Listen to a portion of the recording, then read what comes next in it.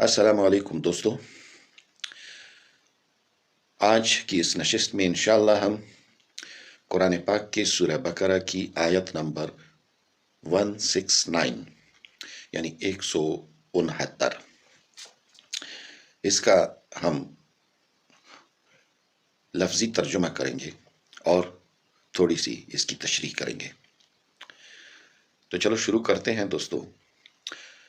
آج میری آواز جو ہے وہ یہ ٹھنڈ کی وجہ سے جو زکام وغیرہ مجھے لگا ہے، کھانسی اور بدن میں درد ہے، تھوڑا بخار ہے، تو دعا کریں میری صحت کے لیے اور میں آپ لوگوں کی صحت کے لیے دعا کرتا رہوں گا۔ تو چلو شروع کرتے ہیں دوستو۔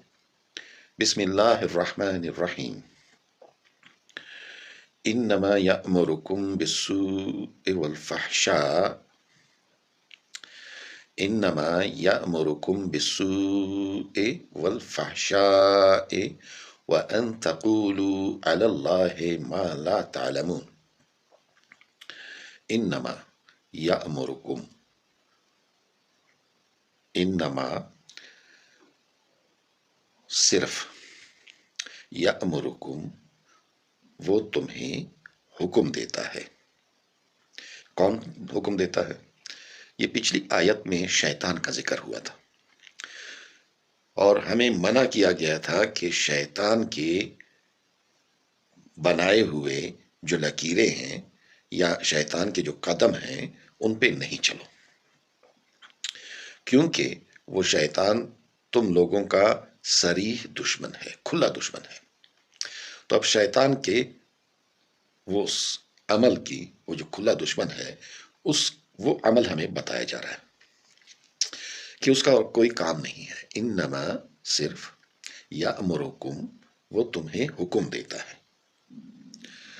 کس چیز کا حکم دیتا ہے؟ بالسوء، برائی کا، کہ تم برائی کرتے رہو، والفحشاء اور بے حیائی کا، وَأَن تَقُولُوا عَلَى اللَّهِ اور یہ کہ، وَأَن اور یہ کہ، تَقُولُوا تم کہو، عَلَى اللَّهِ اللہ پر،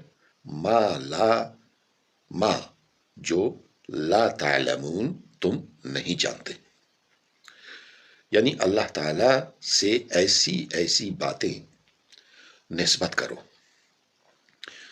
جو کہیں بھی قرآن میں نہیں آئی، جو کہیں بھی احادیث میں ہمیں نہیں بتائی گئی، مگر ہم وہ اللہ سے وہ باتیں منسوب کرتے رہیں۔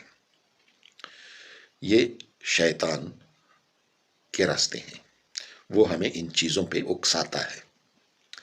انما یأمرکم صرف وہ تمہیں حکم دیتا ہے، بالسوء والفحشاء برائی کا، یعنی برائی کی طرف وہ تمہیں راغب کرتا ہے اور تمہارے لیے برائی کو حسین بناتا ہے، مزیدار بناتا ہے، والفحشاء اور اسی طرح بے حیائی کو تم لوگوں کے لیے حسین بناتا ہے، خوبصورت بناتا ہے اور اسی پہ اکساتا رہتا ہے۔ وَأَن تَقُولُوا عَلَى اللَّهِ اور یہ کہ تم کہو اللہ پر، ما لا تعلمون جو تم نہیں جانتے، یعنی تمہارے پاس علم نہیں ہے کہ اللہ تعالیٰ نے یہ بات کہی یا نہیں کہی، مگر تم اس بات کو اللہ تعالیٰ سے منسوب کرتے رہو۔ یہ شیطان کا کھیل ہے۔ تو اسی لیے اللہ تعالیٰ نے ہمیں شیطان کے راستوں سے دور رکھنے کے لیے یہ نصیحت کی ہے کہ اس کے راستے پہ نہیں چلو، وہ تمہارا کھلا دشمن ہے اور وہ تمہیں جنت سے دور کرنا چاہتا ہے۔ کل تک کے لیے اجازت، اللہ حافظ۔